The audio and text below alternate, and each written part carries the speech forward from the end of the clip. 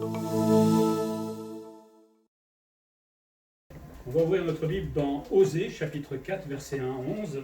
Alors Osée, c'est juste après Daniel, si vous avez du mal à le trouver. Osée, chapitre 4, versets 1 à 11. Je vous laisse le temps de trouver.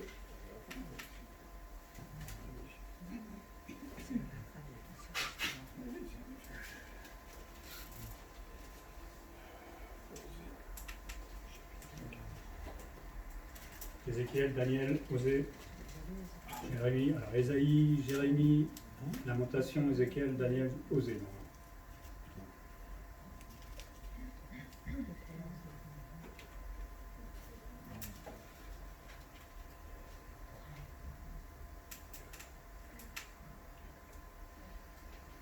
Bon, on va lire.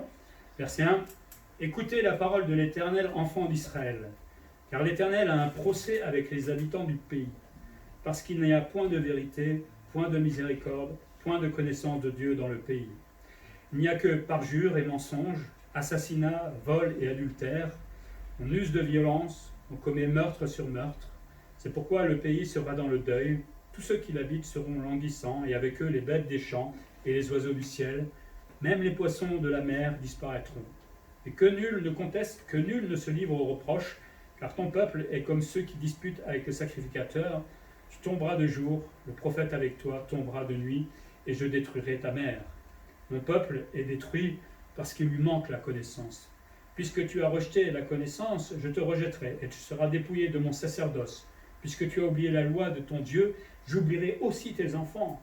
Plus ils se sont multipliés, plus ils ont péché contre moi. Je changerai leur gloire en ignominie. Ils ne se repaissent des péchés de mon peuple. Ils sont avides de ses iniquités. Il en sera du sacrificateur comme du peuple. Je les châtierai selon ses voies. Je lui rendrai selon ses œuvres. Ils mangeront sans se rassasier. Ils se prostitueront sans multiplier, parce qu'ils ont abandonné l'Éternel et ses commandements. La prostitution, le vin et le mou font perdre le sens. Croître dans la connaissance, mais pour mieux vivre dans sa foi. Ce que j'ai envie de partager un petit peu ce matin, c'est-à-dire, je reviens souvent sur ce thème, c'est pas par hasard. Tant que je ne verrai pas les chrétiens vraiment apprendre et vraiment vouloir apprendre davantage la Bible, je devrais répéter ce refrain. Je suis désolé. Donc si vous voulez plus m'entendre parler de ça, étudiez à fond la Bible. Hein. Non. L'idée est quand même un peu plus profonde que ça. Déjà, Osée, le nom voulait dire l'Éternel sauve. C'était un prophète qui devait, là, à ce moment-là, dénoncer l'infidélité du peuple d'Israël. Hein. Dieu est en procès contre Israël. Je ne sais pas si vous imaginez être en procès avec Dieu. Moi, ça me fait peur. Hein. Et Israël, ça ne m'embêtait pas trop. Hein. Osée nous fait comprendre tout simplement que Dieu souffre. Et oui, des fois on fait un peu comme on a envie, comme on veut vivre. On n'est pas obligé de lire la Bible, on n'est pas obligé de lire la vie chrétienne. Mais là-haut, Dieu souffre. Alors c'est une image, on est bien d'accord. Mais là, Dieu montre qu'il a une souffrance vis-à-vis de ce peuple qui lui est complètement infidèle. Et largement. On n'est pas à ce point-là, heureusement. Mais Dieu n'est pas content, en fait. Ça provoque, en fait, quelque chose chez Dieu quand on ne lui obéit pas. Ça, je ne sais pas si on l'avait bien compris, déjà. Parce que Dieu peut tout supporter, on se dit dans la tête. Mais ce n'est pas pour ça que ça ne lui fait pas quelque chose. Et si on est en train de heurter Dieu, il faudrait quand même se dire, c'est pas n'importe quoi d'heurter Dieu, c'est pas n'importe qui. Moi, vous pouvez me heurter, je suis rien. Mais Dieu, on ne rigole pas avec lui. Mais même s'il est en souffrance, entre guillemets, Dieu, ce qu'il va faire là, c'est, il dénonce évidemment le péché, mais il cherche en fait à ramener le peuple vers lui. Alors évidemment, si vous lisez les prophètes de l'Ancien Testament, c'est toujours la même chose. Hein. Tu as péché, reviens vers moi. Tu as péché, reviens vers moi. Alors, ça va être fait plusieurs fois jusqu'au moment où Dieu dit, tu ne veux pas venir vers moi? Ok, je te livre à l'ennemi. Ça peut aussi arriver dans notre vie chrétienne à un moment. Hein. Dieu se plaît à toujours essayer de nous faire revenir vers lui, mais à un moment, si on ne veut pas, ok, je te laisse aller. Tu verras bien ce qui va t'arriver. Et quand il dit qu'il veut ramener le peuple à lui, il ne le fait pas juste comme ça, il va identifier en fait le problème de ce peuple-là. Et ce problème, je pense qu'il est un petit peu encore actuel aujourd'hui, hein, il pointe toujours le même problème, c'est un manque chronique en fait de la connaissance de Dieu dans le peuple de Dieu. Il y a des sectes aujourd'hui parce que les gens ne connaissent pas la Bible. Il y a des églises qui se divisent parce qu'ils ne connaissent pas la Bible. Il y a des gens qui se disputent parce qu'ils ne connaissent pas la Bible, ou qui croient la connaître, ou n'ont lu qu'une partie et vont essayer d'interpréter le reste. Tout ça, c'est un manque de connaissance. Je ne suis pas en train de dire qu'il faut connaître par cœur la Bible. Si on pouvait, ça serait bien. Ça réglerait beaucoup de problèmes. Mais Tout le monde n'est pas appelé à le faire. Mais au moins déjà avoir lu un petit peu une fois dans sa vie, c'est déjà pas mal, parce que face à une situation, on va se dire, ah oui, la Bible dit là, et l'autre va dire, la Bible dit là, donc on est sur la même longueur d'onde, donc il ne faut pas pécher, par exemple. Donc ça réglerait beaucoup de problèmes. Mais le problème, c'est qu'on pense connaître des choses, et donc on va gérer les choses avec ce qu'on pense connaître. Mais ce n'est pas souvent la parole de Dieu. Des fois, je me suis surpris moi-même, au fur et à mesure de ma vie chrétienne, de me dire, ça c'est dans la Bible. Mais en fait, ce n'était pas dans la Bible. C'est moi qui l'avais entendu, ou c'était un truc à droite et à gauche, ou dans la littérature des fois. Mais ce n'était pas dans la Bible, en fait. Il faut être prudent avec ce qu'on croit connaître. Et donc là, Dieu pointe le doigt sur ce manque de connaissance. Première chose qu'il dit, c'est que le manque de connaissance, c'est absolument nuisible pour le peuple de Dieu. Vous avez vu dans quel état est le peuple d'Israël ici? C'est une horreur. Pourquoi? Parce qu'il manque la connaissance. Et ça a des conséquences, justement, sur Israël. On l'a dit tout à l'heure, Dieu est en procès avec Israël. Il faut bien imaginer certainement que le peuple était dans la prospérité, tout allait bien, hein, on mangeait tranquillement, il n'y avait pas d'ennemis qui envahissaient le pays, tout allait bien, comme chez nous aujourd'hui finalement, mais ça, évidemment, ça pousse, en tout cas Israël à l'époque, à aller vers d'autres idoles, hein, à pécher contre Dieu, puisque tout va bien, donc on n'a pas besoin de Dieu. Hein. C'est toujours quand tout va bien qu'on n'a pas besoin de Dieu. C'est pour ça que j'ai pris pour que des fois ça n'aille pas bien. Comme ça, on a besoin de Dieu. Dommage d'en être là. Et le résultat, que tout va bien, on se laisse conduire dans le mensonge, on ne dit pas la vérité, comme il dit, pas de miséricorde avec le voisin, avec ses frères, on est dans le vol, dans l'adultère, dans le meurtre, et puis ici tout plein de péchés finalement qui ressemblent au monde.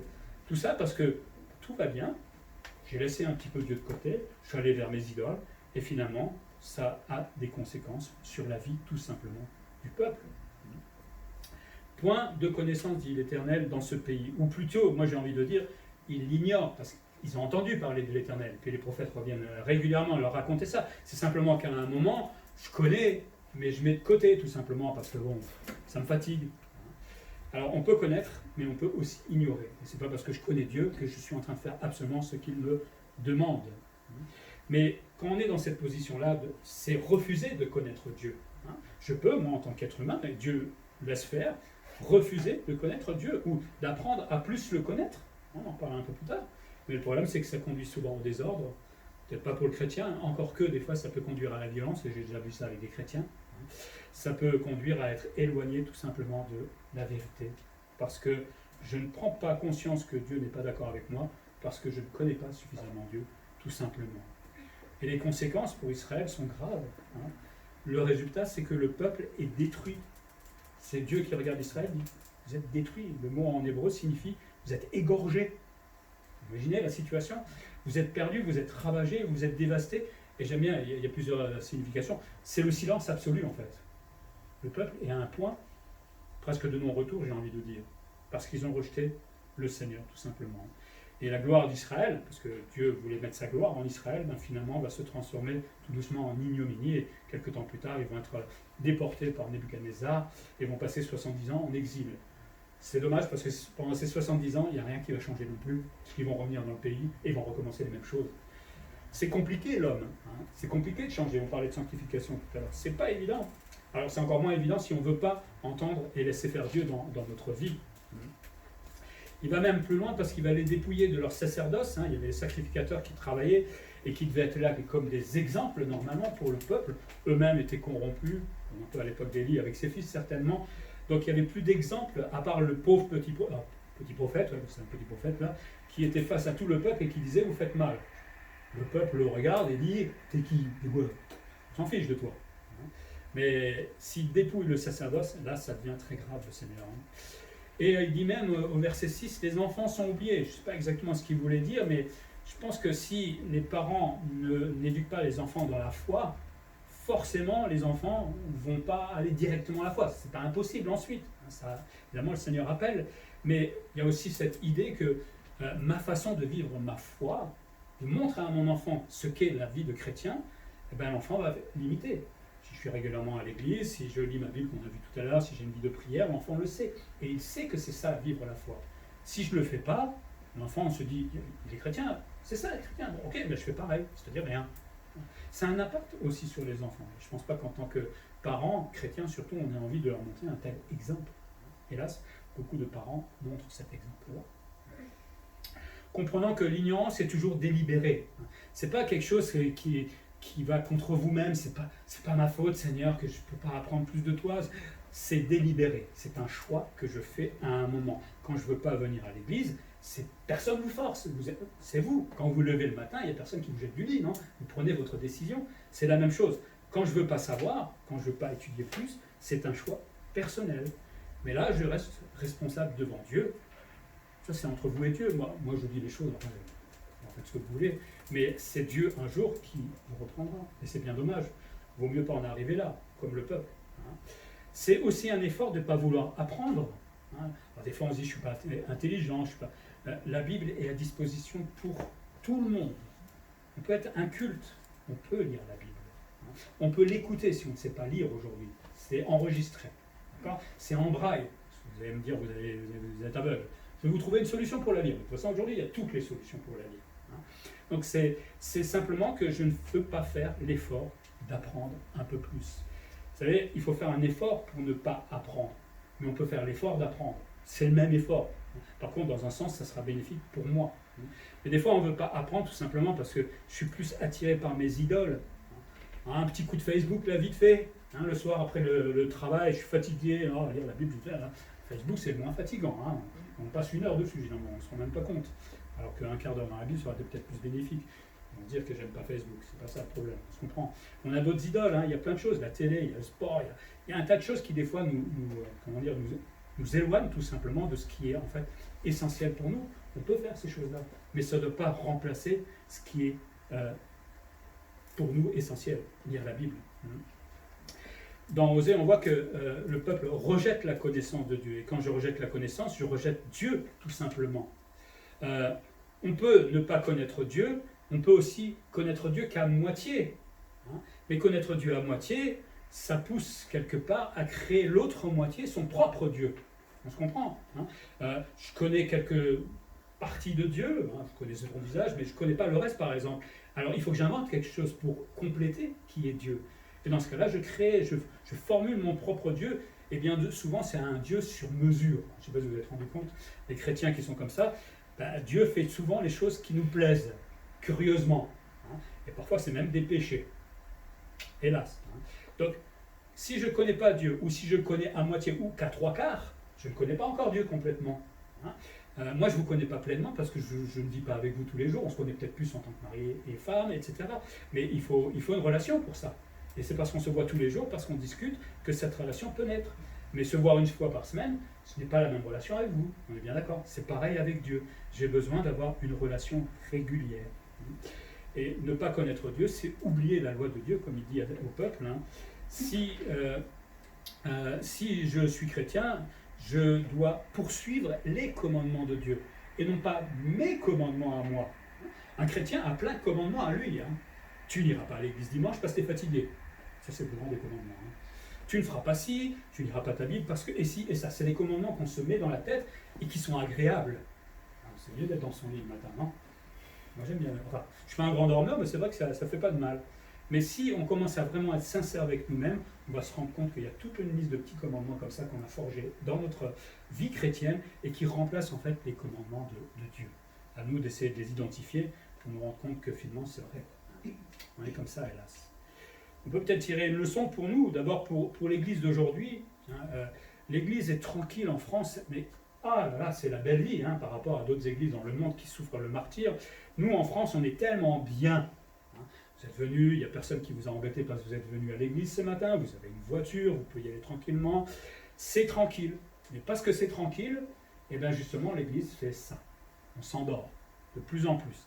Et quand on s'endort, forcément, on va vers des idoles.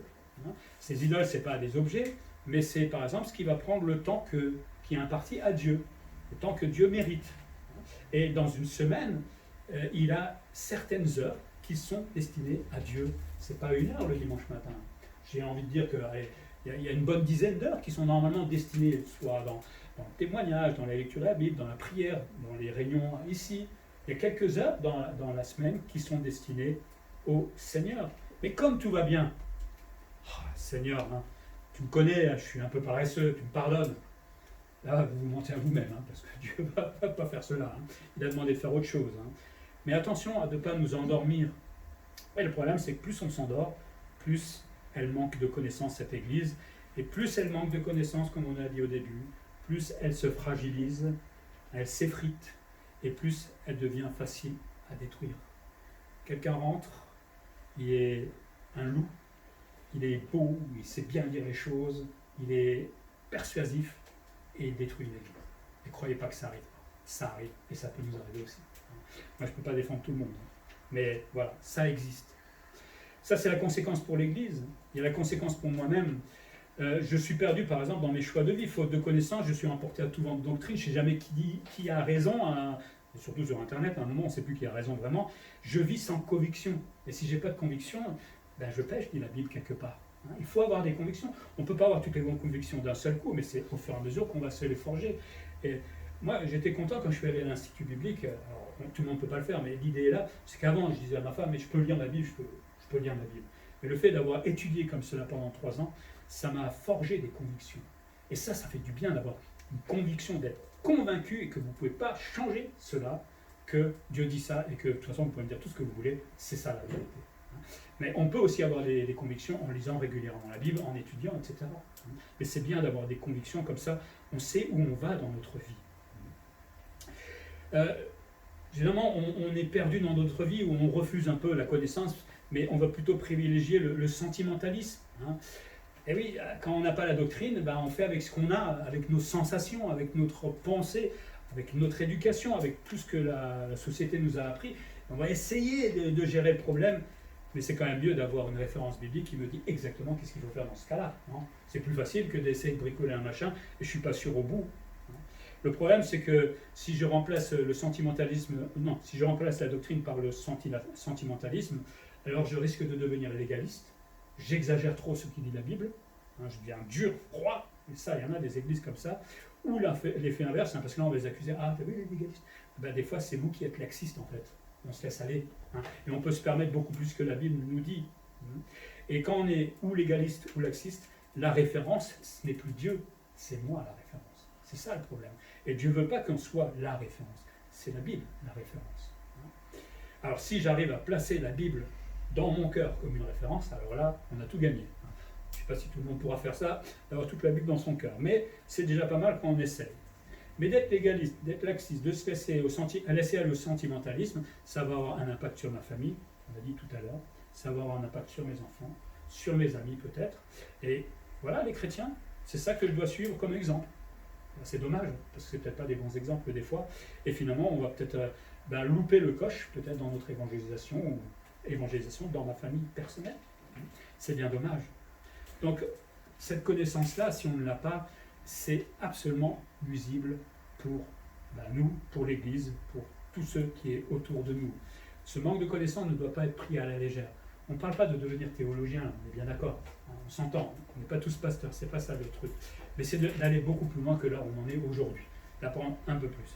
Moi, quand je suis parti à l'Institut biblique, c'est pas pour dire moi, je m'en fiche. Avec mon épouse, on a lu beaucoup de choses et on savait énormément de choses déjà avant d'aller à l'Institut biblique. C'est parce qu'on était régulier à l'église, parce qu'on a lu l'autre Bible régulièrement, parce qu'on avait soif de connaître la parole de Dieu. Donc ça ne se passe pas forcément par un institut biblique, on peut apprendre déjà beaucoup de choses par notre discipline personnelle, et surtout parce que l'Église est là pour cela, tout simplement.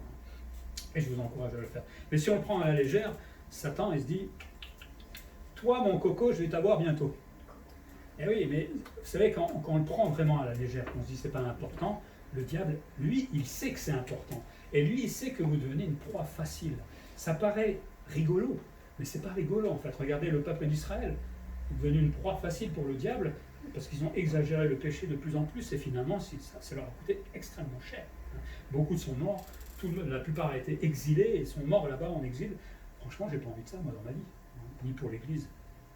Deuxième chose que le texte nous apprend, c'est que le chrétien a reçu l'ordre de croître dans la connaissance.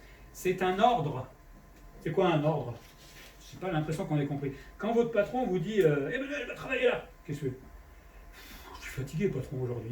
Je n'ai pas trop envie. Qu'est-ce qu'il va vous faire, votre patron? Il vous vire? Non? Alors Dieu, ce n'est pas un patron, je ne veux pas le voir comme cela, mais il donne des ordres dans la Bible. Il a donné l'ordre de ne pas tuer. Vous tuez? Rassurez. Mais ça devient évident de dire on ne tue pas. Voler, c'est évident quelque part. C'est un ordre, c'est un commandement de Dieu. Mais quand elle dit de croître dans la connaissance, c'est un commandement aussi. Là, c'est moins évident déjà, parce que ça m'engage évidemment. Et deux autres choses, forcément je ne le fais pas, donc c'est facile pour moi, je ne le fais pas.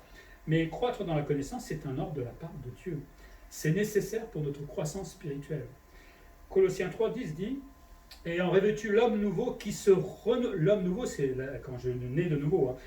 Ayant revêtu l'homme nouveau qui se renouvelle dans la connaissance, selon l'image de celui qui l'a créé.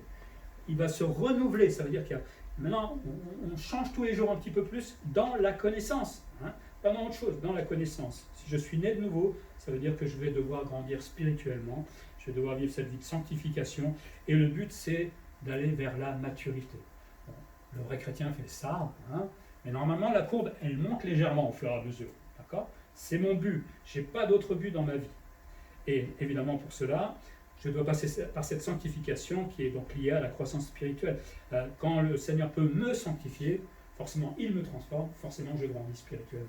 Ça passe par les difficultés bien souvent, mais aussi par la lecture simple de la Bible, parce que je suis repris par le Seigneur. Et c'est évidemment par la connaissance, c'est-à-dire en étudiant la Bible, que je vais pouvoir renouveler, transformer mon cœur. Prenez un chapitre dans la Bible, vous commencez à lire, vous voyez, tu ne tueras point, on l'a dit tout à l'heure. Ok, jusqu'à présent je tuais, la Bible me dit tu ne tueras point. Donc je suis repris dans mon esprit tout simplement, et je me dis, maintenant je vais arrêter de tuer. Je prends un peu à la légère, mais on se comprend. C'est la même chose dans tous les paramètres de ma vie. Je vais lire la Bible et à un moment, Dieu va mettre le doigt sur quelque chose, peut-être une habitude, peut-être un péché carrément, peut-être une joie, parce qu'il n'y a pas que toujours reprendre, ou quelque chose qui va me donner pleinement confiance en Dieu. Mais si je ne la lis pas, je ne profite pas de tout ça. Je perds le trésor tout simplement.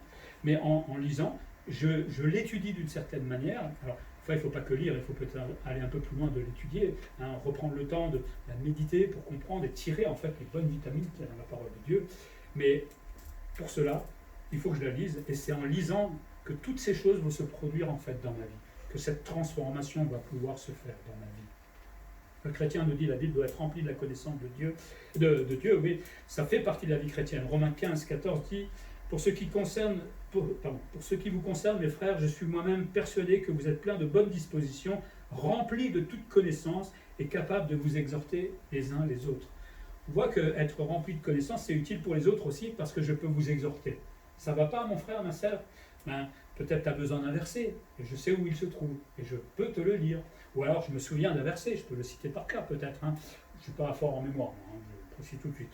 Mais je sais où ça se trouve dans la Bible, ça aide beaucoup. Mais c'est utile pour s'exhorter les uns les autres, ou pour reprendre peut-être quelqu'un qui est dans le péché, pourquoi pas. Colossiens 1,9 nous dit « C'est pour cela que nous aussi, depuis le jour où nous en ayons été informés, nous ne cessons de prier pour vous et de demander que vous soyez remplis de la connaissance de sa volonté en toute sagesse et intelligence spirituelle. » Tout ça, c'est pour apprendre à mieux connaître Dieu. Et quand j'approche un peu plus Dieu, de qui il est, eh ben, je peux mieux marcher dans ma vie, forcément. Je pars pas en aveugle. 2 Corinthiens 8, 7. Je fais exprès de lire tous les passages qui parlent de la connaissance, quand vous dites, c'est pas moi qui le dis, c'est la Bible. Donc 2 Corinthiens 8, 7, si je ne me trompe pas, oui, c'est ça. De même que vous excellez en toutes choses, en foi, en parole, en connaissance, en zèle, à tout égard, et dans votre amour pour nous, faites en sorte d'exceller aussi dans cette œuvre de bienfaisance. Exceller en toutes choses, exceller en connaissance. Si vous en savez trop dans la Bible, c'est très bien. Je ne sais pas si c'est quelqu'un qui va le dire ce matin, même moi, je n'ose pas le dire. Mais si on connaît un peu plus chaque jour, c'est ce que veut le Seigneur. On doit exceller dans ce domaine-là. On l'a dit, la connaissance, c'est vrai que c'est un effort, mais la foi, c'est pas un effort. C'est dur d'avoir la foi, grandir, je veux dire, dans la foi. La maîtrise de soi, vous l'avez totale ? Ne dites pas oui parce que je vais vous taquiner tout à l'heure, vous allez voir, vous l'avez. On apprend, moi-même, j'apprends encore. La patience, on parlait de patience tout à l'heure. Personne là, on l'a un petit peu, mais on n'est pas encore dans la circonstance qui peut peut-être nous faire sortir de nos gonds. La piété, il y a du boulot, c'est un effort. L'amitié fraternelle, on croit qu'on s'aime les uns et les autres. Si je venais vous embêter, vous allez voir que vous n'avez plus même vite fait. L'amour les uns pour les autres et pour l'ennemi. Tout ça, c'est aussi un effort, quelque part. Là, on est peut-être un peu plus, on se laisse un peu plus travailler par le Seigneur. Mais ce tout-là va se faire aussi en lisant et grâce à la lecture de la parole de Dieu. Parce que si, par exemple, je manque de foi, je vais tomber certainement dans ma lecture sur des passages qui parlent de grandir dans la foi, etc. Hein. Dieu, des fois, nous conduit aussi dans notre lecture. La connaissance est un effort, nous dit Pierre dans 2 Pierre 1, 5 à 8. À cause de cela, même, faites tous vos efforts pour joindre à votre foi la vertu, à la vertu, la connaissance. Pierre, il savait que c'était un effort. Il savait que ce n'est pas facile. Et il demande de faire l'effort. Derrière lui, ce n'est pas Pierre, c'est Dieu qui nous demande de faire cet effort-là. C'est jamais perdu. Parce que l'effort qu'on fait, c'est jamais perdu. Regardez Facebook, ce n'est pas un effort. C'est facile. Je n'ai rien contre Facebook, je vais me fracasser, mais on peut penser à plein d'autres choses. Mais prendre la Bible, c'est un effort, mais c'est un effort qu'il faut faire. Vous savez, au début, moi dans ma vie chrétienne, c'est vrai que je me suis forcé pendant 1 an à lire la Bible tous les jours, 2 fois par jour. Je me suis forcé. Mais après, c'est devenu une habitude. C'est ça le problème. Enfin, le problème, non, c'est plutôt l'avantage quelque part. C'est que quand vous mangez par habitude tous les jours, vous ne vous forcez pas pour manger, non? Parce que c'est une habitude. Quand on prend l'habitude de lire la Bible, là, ça devient même bizarre quand on ne l'a pas lu à un moment. C'est comme si vous n'avez pas mangé, vous avez sauté un repas. Là, c'est la même chose. On se force pendant un certain temps, mais après, naturellement, c'est plus difficile. Mais il faut faire, c'est comme le sport, hein. Au début, au cours, c'est dur, et puis au bout de 15 fois, on va faire marathon tranquillement. C'est pareil pour la Bible. Il faut juste faire l'effort pendant un certain temps pour que ça devienne une habitude. Et là, Pierre montre le lien entre la connaissance, la vertu et la foi. Tout est lié. Seigneur, augmente ma foi, mais je ne veux pas lire la Bible. Dieu, il regarde, il dit, je ne peux rien faire pour toi, mon gars. Seigneur, augmente ma vertu, je veux être pieux, je veux... Mais sans lire la Bible, je ne peux pas t'aider. Et oui, tout est intrinsèquement lié. La connaissance, par contre, a aussi des ennemis. On l'a dit tout à l'heure. On va lire dans 1 Corinthiens 8, versets 1 à 13, que peut-être tout le monde ne connaît pas ce passage, 1 Corinthiens 8, versets 1 à 13. Je vais le lire.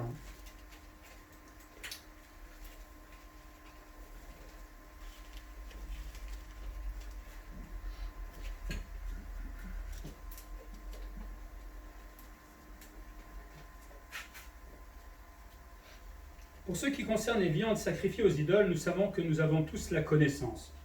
C'est un peu ironique, hein. La connaissance enfle, mais l'amour édifie. Si quelqu'un croit savoir quelque chose, il n'a pas encore connu comme il faut connaître. Mais si quelqu'un aime Dieu, celui-là est connu de lui. Pour ce qui est donc de manger des viandes sacrifiées aux idoles, nous savons qu'il n'y a point d'idole dans le monde et qu'il n'y a qu'un seul Dieu.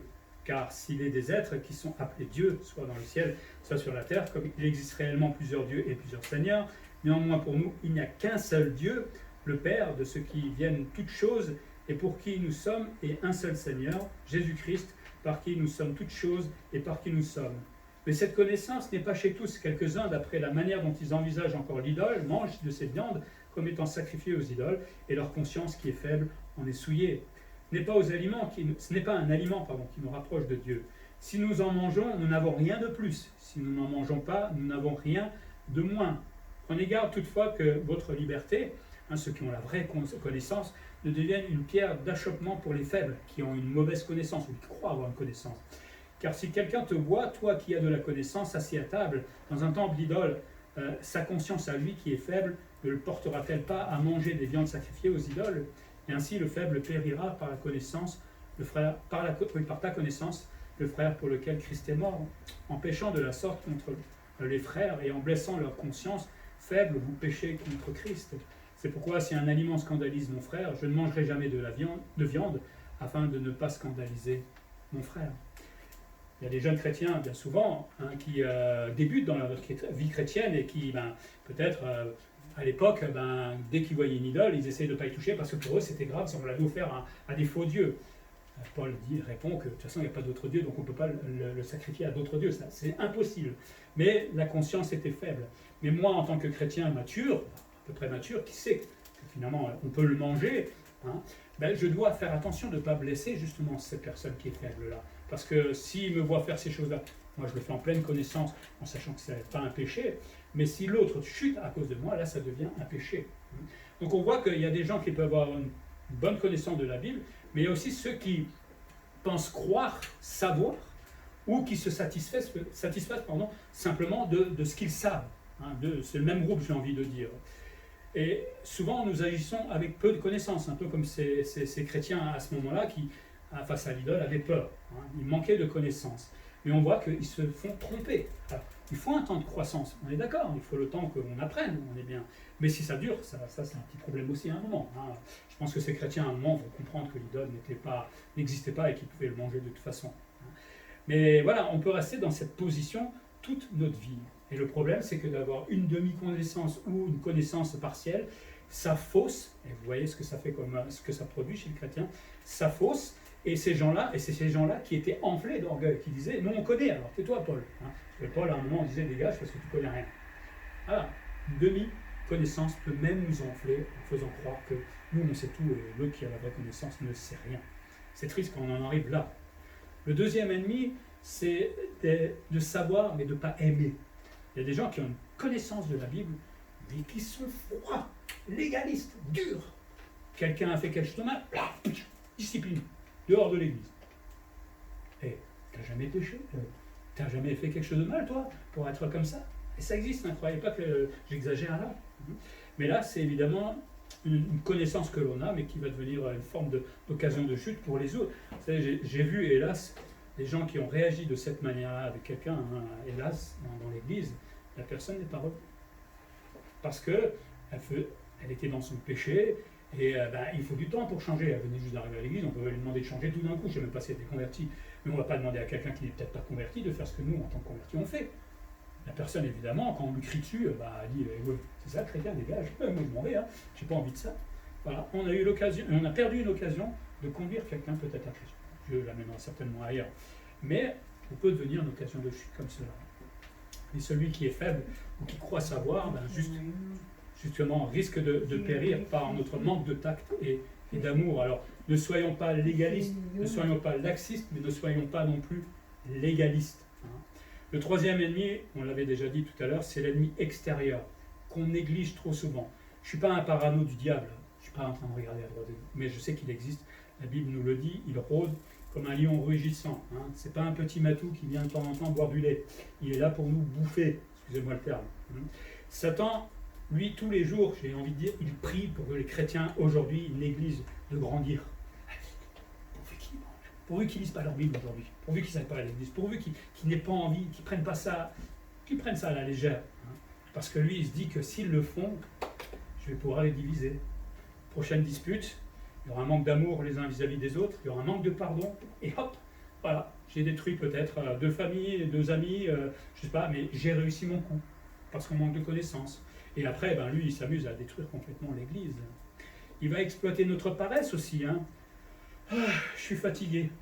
Après une longue journée de travail, je suis fatigué d'aller me connecter sur Internet, peut-être pour écouter l'étude biblique ou de venir à l'église. Je suis fatigué. Mais vous savez, c'est vrai, on est fatigué. Je travaille aussi, je sais ce que c'est. Pourtant, je suis là. Mais Satan, il dit, c'est vrai, tu es vraiment fatigué. Prends soin de toi, mon pauvre ami. On verra plus tard pour apprendre du Seigneur. Ou alors, il n'y a pas de bus. Ah mince, il n'y a pas de bus pour aller à l'église. Et il y a une petite voix qui dit, mais tu peux appeler le pasteur. Ouais, non, on ne va pas le déranger. Pouf, je peux rester dans mon lit. Et des petits trucs comme ça, vous savez, le diable, il soufflette toutes ces petites choses parce que Satan nous comprend. Il nous comprend quand on ne veut pas faire l'effort d'aller apprendre du Seigneur. Il est votre ami là-dedans. Il vous aime quand vous êtes comme ça.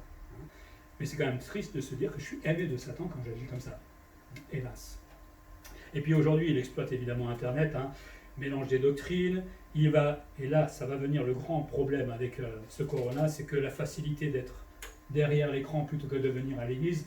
Alors je vous dis que dès que c'est fini, ça sera fini, le culte sur YouTube. Ne vous habituez surtout pas avec moi, parce que moi, c'est net, d'accord? Sauf dans certains cas, peut-être, on verra avec le conseil. Mais ça devient une facilité. Et le diable, il y travaille. Et j'avais une pastorale il y a un mois, et c'est le même problème dans toutes les églises. Les gens préfèrent rester derrière leur écran parce que c'est plus simple. Alors on dit ça à cause du corona, on est bien en pantoufle chez soi avec son café en train de regarder sur YouTube. C'est plus facile que de se déplacer, faire sa toilette, j'espère qu'on l'a fait, et de venir à l'église. Ça demande plus d'efforts. Mais ça va devenir le piège du diable aussi. À nous de en avoir conscience. Donc comprenons que croître dans la connaissance, c'est un ordre, on l'a dit, de Dieu, mais ce n'est pas un ordre pour nous embêter, c'est un ordre pour nous protéger, nous, et pour protéger aussi l'Église. À nous d'être obéissants. Troisième chose, c'est que celui qui a compris qu'apprendre de la parole de Dieu, ça ne peut que lui faire du bien. Toujours et toujours du bien. C'est un bienfait d'abord individuel. Dans Éphésiens 1, 17 à 18, il est dit « Afin que le Dieu de notre Seigneur Jésus-Christ, le Père de gloire, vous donne un esprit de sagesse et de révélation dans sa connaissance et qu'il illumine les yeux de votre cœur. » On n'ira pas plus loin. C'est bénéfique pour moi parce que ça m'offre de la sagesse. Plus j'apprends à connaître Dieu, plus je deviens sage. C'est chouette ça, hein? Plus dans les décisions que j'ai à prendre dans ma vie, je vais avoir du discernement. Et sachez qu'il y a beaucoup de chrétiens qui n'ont pas de discernement, hélas, parce qu'ils ne connaissent pas suffisamment leur Bible. Ça illumine mon cœur, ça donne de la lumière dans mon cœur, non seulement par rapport peut-être à ce que je dois changer, mais par rapport aux promesses que Dieu m'a faites aussi, sur l'espérance, sur mon héritage. Des fois, les chrétiens sont un peu maussades dans leur vie chrétienne parce qu'ils oublient l'espérance qu'ils ont dans leur vie et vivent sur la terre finalement. C'est dommage, ça donne du zèle que d'avoir de la connaissance. Philippiens 3,8 dit « Et même je regarde toutes choses comme une perte à cause de l'excellence de la connaissance de Jésus-Christ mon Seigneur, pour lequel j'ai renoncé à tout, et je les regarde comme de la boue, afin de gagner Christ. » Paul regarde là son passé, c'est de la boue. Ma vie sans Christ, sans Dieu, ça n'a aucune valeur en fait. Alors on apprend évidemment de ses erreurs du passé, mais ce n'est pas la même chose par rapport à ce que je peux connaître aujourd'hui de Dieu. Ce qu'il est en train de dire là, c'est que le fait d'avoir une connaissance, c'est qu'il a un vrai regard sur les choses, sur la vie, sur les choix à faire. Alors, pas tout connaître évidemment, mais on fait de meilleurs choix quand on a plus de connaissance de la parole de Dieu, quand on sait ce qu'elle veut, tout simplement, dans telle ou telle situation. Après, il n'y a pas toujours tout pour toute situation, mais on peut en tirer ensuite des principes. Je vous disais ça encore dans un truc ce matin. On peut tirer des principes de là, et ça nous aide à aller à droite ou à gauche dans notre vie quotidienne. Ça nous offre le bonheur de ne pas être à droite ou à gauche. On sait où on va, tout simplement. 1 Corinthiens 1,5 dit « Car en lui, vous avez été comblés de toutes les richesses qui concernent la parole et la connaissance. » J'ai été comblé, à condition évidemment que je me laisse combler spirituellement de tout cela. Tout ce qui remplace Dieu dans ma vie va m'apporter un bonheur passager. Si j'ai des petites activités qui remplacent Dieu ou ce que je devrais faire, je suis heureux, mais ça passe en fait. Par contre, celui qui lit la Bible, ça ne passera jamais. C'est ça la grande différence. Et forcément, ça rend heureux. Elle me comble de toute richesse spirituelle.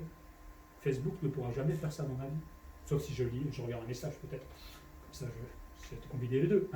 Mais je préfère les choses qui s'évaporent parce que je préfère quelque chose qui est là pour moi, pour l'éternité.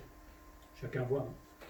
2 Pierre 1,2 dit que la grâce et la paix vous soient multipliées par la connaissance de Dieu, et de Jésus, notre Seigneur. Il offre là la grâce et la paix, qu'ils soient multipliées comme il dit, mais elles sont multipliées à cause de la connaissance du Seigneur, encore une fois. Je ne peux pas comprendre, bénéficier de la grâce et de toutes ces vitamines, de toute l'espérance qu'elle me donne, si je ne connais pas beaucoup de la croix. Et je ne peux pas vivre en paix si je ne vis pas comme Dieu me demande, forcément. Si je vis comme moi, ça ne va pas marcher. Mais grâce et paix viennent parce qu'on agit comme Dieu veut. Et si j'agis comme Dieu, ça veut dire que je connais qui est Dieu, tout simplement. Ça fait que du bien pour moi d'apprendre à mieux connaître le Seigneur en lisant la Bible. Et puis ça a des bienfaits communautaires. Dieu a un objectif commun pour l'Église dans Éphésiens 4,13.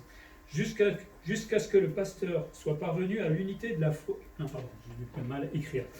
Jusqu'à ce que nous soyons tous parvenus à l'unité de la foi et de la connaissance du Fils de Dieu, à l'état d'homme fait, à la mesure de la stature parfaite de Christ. Nous, on reformule en disant que j'espère que les autres vont un petit peu grandir tranquillement, mais soyez bon, moi, on verra bien un jour. Le Seigneur me connaît, il a pitié de moi. Non, il y a un but pour l'Église, un but communautaire, de grandir jusqu'à la maturité. Il ne dit pas jusqu'à la demi-maturité, il dit de venir à la maturité, tous ensemble, pas qu'une ou deux personnes. Ça, c'est l'objectif de perfection que le Seigneur nous a demandé d'avoir. Et c'est pour le bien de l'Église et sa croissance. Si tout le monde commence à vouloir grandir spirituellement, vous allez voir l'impact que ça va avoir dans l'Église. Déjà pour vous-même, mais pour l'Église. Et c'est pas que le pasteur qui doit croître. C'est moi, il dit, c'est vous, ceux qui sont derrière Internet. C'est chacun d'entre nous qui devons croître pour arriver à cette maturité. Et si tout le monde travaille en même temps, eh bien on arrive à l'unité. Et là, le diable peut venir vous embêter, il ne se passera plus rien. Parce que justement, on est unis. Même si on n'est pas toujours d'accord. Mais on ne va pas s'engueuler, on ne va pas se disputer, on va se pardonner, même s'il y a des fois des engueulades. Mais on est toujours unis parce qu'on sait que le Seigneur veut cela dans notre vie. L'objectif de l'unité, c'est de parvenir à l'unité de la foi, donc croire la même chose et la connaissance de Jésus-Christ, c'est-à-dire de marcher tous ensemble, de suivre le même Jésus-Christ. On croit tous le même Jésus-Christ, mais des fois, il y a des petites variantes, j'ai l'impression pour certains. Et de devenir parfait parvenir à l'état d'homme fait, mature, capable de défendre aussi l'évangile. Ça, c'est important. On n'a pas besoin des théologiens, on l'a dit, mais au moins être capable de pouvoir répondre à certaines personnes, ou quand on vous pose des questions. Parce que l'ignorance conduit, et ça conduit l'Église dans le sentimentalisme, dans le légalisme, dans le laxisme, dans la division. Finalement, le manque de connaissance, ça ne conduit jamais à l'unité. Et là, le diable est content. Et l'objectif, c'est d'avoir un vrai amour. Il y a beaucoup de chrétiens qui disent « je veux aimer les frères et les sœurs ». Si vous ne lisez pas votre Bible, si vous manquez de connaissances, vous y arriverez jamais. Il y aura une forme d'amour, mais vous n'y arriverez jamais. C'est impossible de pouvoir aimer sans connaître Dieu, sans connaître ce qu'il demande, parce que des fois, aimer, c'est reprendre violemment quelqu'un. Alors, il y en a qui vont dire, parce qu'ils sont sentimentalistes, « ouais, mais j'ai pas envie de lui faire du mal, j'ai pas envie qu'il soit triste ». C'est de l'amour. Eh oui, ça paraît bizarre comme ça, mais parfois on va reprendre quelqu'un et ça reste de l'amour. Mais si on n'a pas compris ça dans notre vie chrétienne, alors si vous voyez votre frère, et la Bible dit, si tu vois ton frère dans le péché, par amour tu vas le reprendre, même s'il te fout une baffe, même s'il n'est pas content après toi, c'est de l'amour. Lui il va vous dire, mais tu m'aimes pas. Ben si, je t'aime, mais je fais la vérité, c'est ça la différence. Alors évidemment, il y a l'autre sens de l'amour, on apprend à aimer les autres, à se pardonner, à se supporter les uns les autres aussi. Mais si je n'ai pas connaissance de ce que Dieu me demande, je ne saurais ni agir, je refuserai le pardon, je ne reprendrai pas comme on l'a dit. La vraie connaissance conduit au vrai amour. Je me faisais cette réflexion, Dieu sait aimer parfaitement, non? Pourquoi? Parce qu'il se connaît parfaitement, tout simplement. C'est exactement la même chose pour nous. Si j'apprends à mieux connaître Dieu, j'apprendrai à mieux aimer comme Dieu aime et comme Dieu se connaît lui-même. Ça va de pair, tout simplement. Et puis, il y a les bienfaits pour les autres, dans Timothée 2,4, Dieu veut que tous les hommes soient sauvés, parviennent à la connaissance de la vérité. Dieu veut que les hommes soient sauvés, et pour les sauver, il faut qu'ils parviennent justement à entendre parler de lui. Et cette parole de Dieu, c'est au travers de nous qu'elle va se faire entendre, au travers de la Bible évidemment, mais c'est nous qui allons annoncer cette parole de Dieu qui va conduire à la repentance, quiconque veut bien évidemment. Le Seigneur est venu sur la terre, on a vu ça dans Jean 17, on le voit, pour faire connaître le Père. Aujourd'hui, c'est à nous, qui avons connu le Père, Jésus-Christ, de faire connaître le Père, le salut, la conversion, etc. Le chrétien doit apporter cette connaissance de la bonne nouvelle. Paul, lui, a porté la bonne nouvelle pendant son ministère, et il l'a apporté aux nations, et heureusement, parce que c'est venu jusqu'à nous, au travers de Lydie en Europe, et les pousser à obéir à la foi. Et aujourd'hui, c'est le rôle de l'Église de proposer cette connaissance de Dieu, cette connaissance de fait qu'on est pécheur, qu'on est perdu et qu'on a besoin d'être sauvé. Et c'est moi, en tant que chrétien, qui vais annoncer cela. Mais si quelqu'un me tape sur l'épaule, me dit « T'es chrétien? Ouais, tu peux me parler de Dieu ?» et que je ne sais rien, ou très peu. Je lui dis quoi? Il a envie d'être sauvé et je ne peux pas l'aider. C'est triste d'être dans cet état-là. Alors dit d'aller voir le pasteur, mais ça c'est un peu facile aussi toujours.